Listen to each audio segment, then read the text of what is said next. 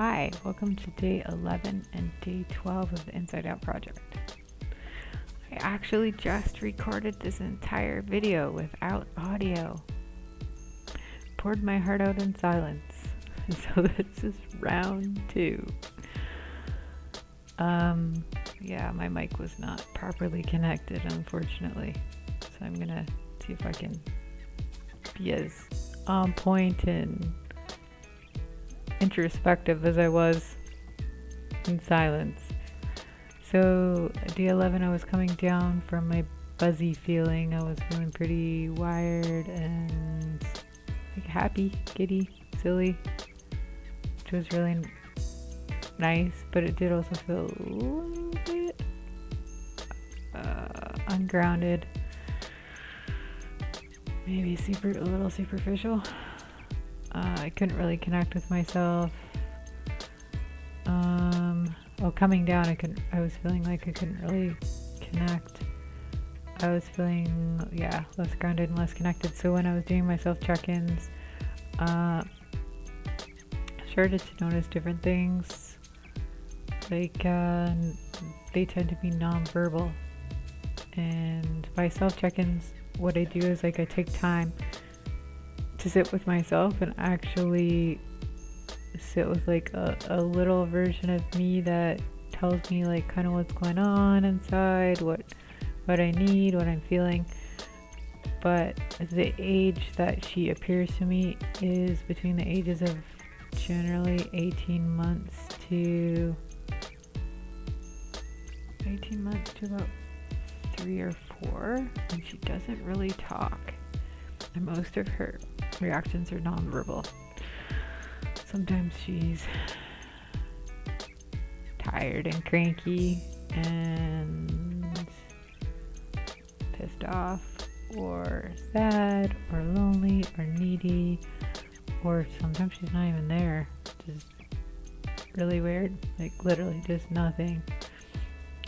But I've really noticed, for some reason she's always nonverbal and she's quite young. So I don't know what that association is about, why that particular age is what comes up for me. So on day 11, it wasn't really connecting with her. She just was chilling, sleeping, taking a nap, whatever. A little bit needy, a little bit disconnected.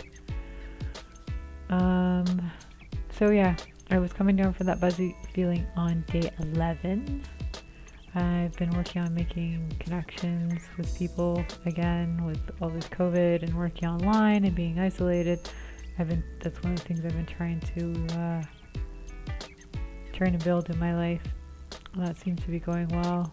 I'm starting to have some regular, consistent people in my life, and reconnecting with old friends and stuff like that. So that's been positive. I did a lot of that on day 11. I also had manifested that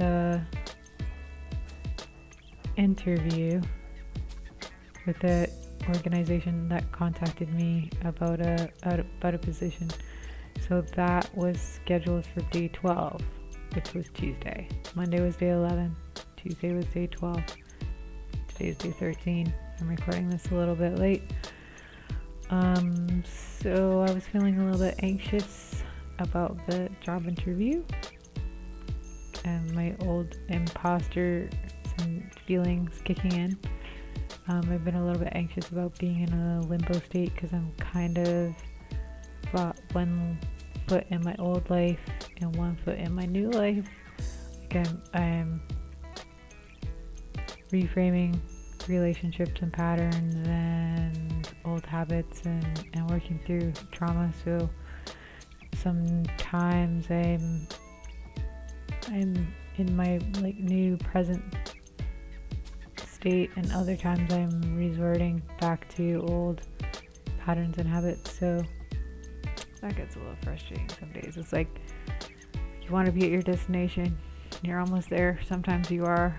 The other days you wake up and you're back where you left. So I don't feel 100% quite transitioned into a new phase yet. So another weird thing that I've noticed is I've definitely started to attract things. I'm manifesting, attracting opportunities, attracting situations, attracting people, and it's been a combination of new connections and old connections, and like people I haven't talked to in years or a year, connections I had broken off, and it all happening at the same time. So I'm getting like 8 people all trying to contact me in the same 30 minutes. It's very bizarre. So, and totally unexpected. I don't know. I mean, I know this whole point of this has been about clearing and attracting, but when you actually start to see it happen, it's a little bit freaky.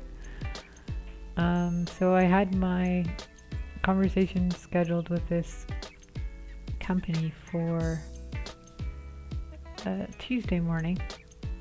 So I wrapped up early on Monday and tried to get to bed early for a good night's sleep.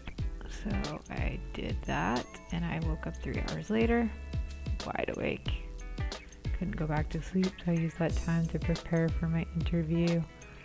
And I realized that I've never slept for an interview in my life. There's not one since I've been in tech that I have had a good night's sleep, which is not fantastic because that means I'm showing up tired and frustrated and definitely not on my game. So there was not much I could do about that. Once it happened, my body just decides, nope, we'll sleep after. So the conversation was scheduled for 10 a.m. So by 9:30, I'm ready to crawl back into bed, and I'm like, well, I can't do it. So I put my music on, and I danced around the room, and I did like some plank poses, and got myself all like riled up, and sat down to do this, have this conversation. And when I made the call, I looked at the invite, and I realized that it was a day off. So even though I had said, hey, let's have a conversation on Tuesday, they had sent me an invite for Monday. And I like I'm sitting there all riled up from my dancing and planks and just anything I could to get my energy level up. And I realized that it might not be happening after all. And I had just gone through this with Apple. We had a mix up with time zones, because the time zone that I'm in changes, and it doesn't change on the same dates as it does in other states or in other countries. So how confusing is that?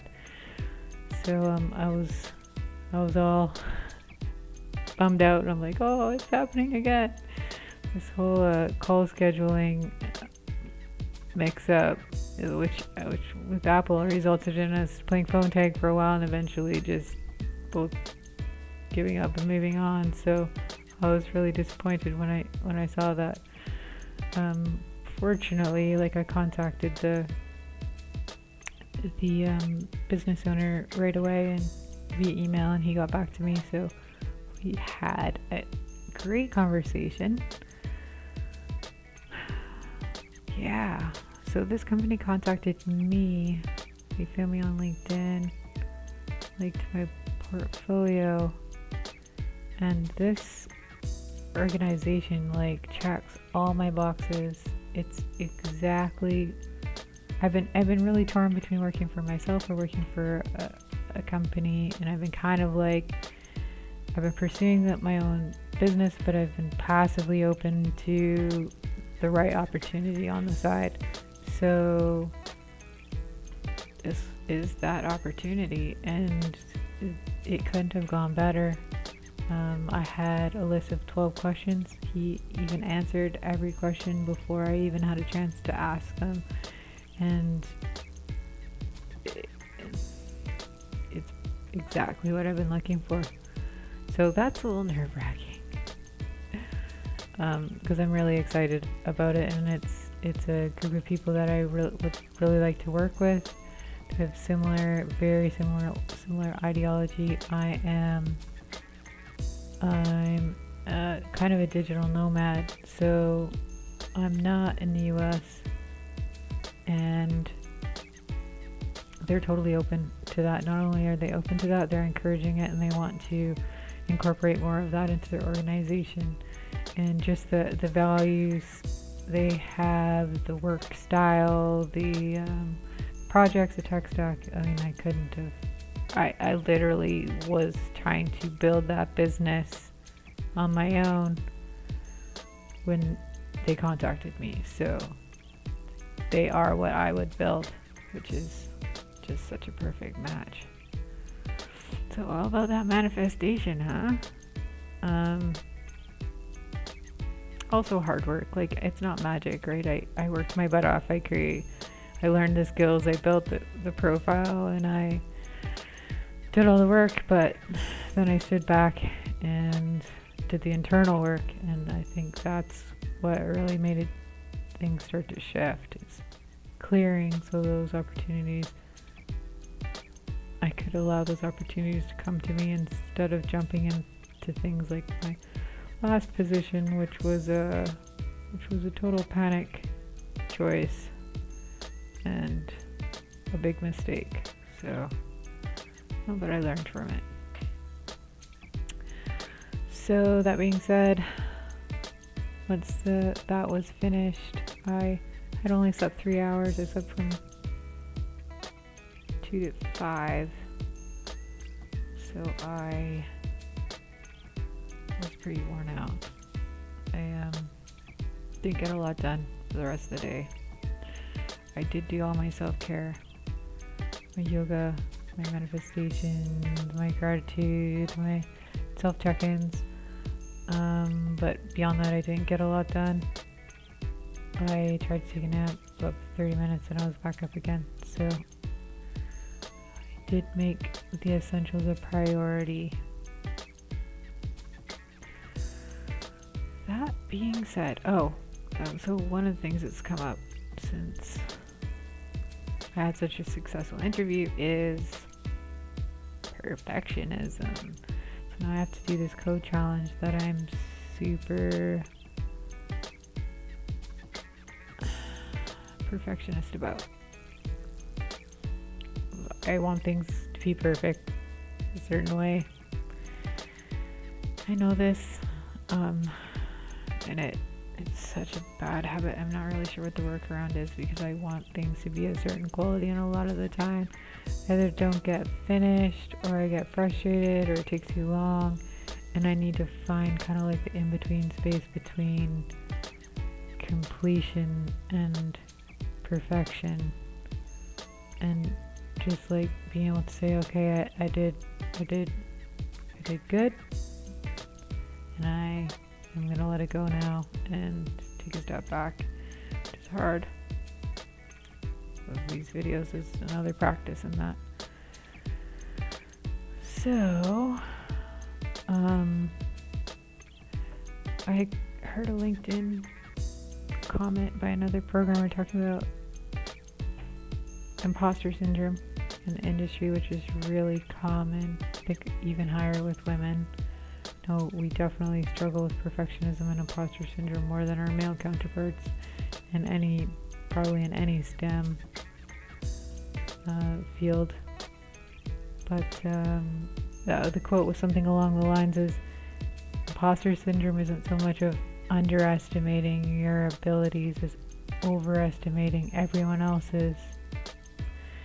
When I thought about that, I realized, generally when I look around, the quality I see is not what I would be comfortable with. So maybe I am being a little hard on myself. I know that the standard I set for myself is much higher than I generally see in the people around me. So I'm hoping that's the case in this situation as well. One last comment is that as far as my daily gratitude intention settings go, those have become a really super important part of my day, almost the most important part of my day, along with my gratitude. I've noticed that the more clear I become, the more present, the more specific and focused I've become, the more effective it's been. I know I've mentioned this a couple times, but sometimes when I'm writing, like what I'm expecting in the day, whether it's an opportunity or conversation or just some kind of metric of success for the day, sometimes even as I'm writing it, it's happening, which is super bizarre. So I've really started to pay attention to that part of the process, and also making sure that my intentions are clear, not just what do I expect, what am I looking for, what do I need to accomplish, but why, what is my intention behind this, what's the reason? Because sometimes I'll end up with a to-do list of things that aren't that important, and in order to kind of filter and prioritize, I like to make sure I have a clear intention of what I'm intending to accomplish in that day, whether it's building stronger, healthier connections with people, or healing, or creating financial stability in a position that feels supportive and that feels supportive in a place that I can grow and advance. Because if I don't do that, then it ends up sometimes being a list of like, I need to get groceries. Okay, yeah, there's all these things you need to do. This is true. But sometimes those things can be put to the side for more important things. Obviously, groceries isn't one of those because we need to eat. Sometimes they're maybe not as important as I'm giving them weight and priority to. So it's really helped me not only manifest and attract the things that I'm trying to attract, but to be more clear about what those are and what's actually important and what's just kind of extraneous items that can fall to the bottom of the list and I can get to eventually if I need to, but that aren't really keeping me on track or moving me towards my goals. So yeah.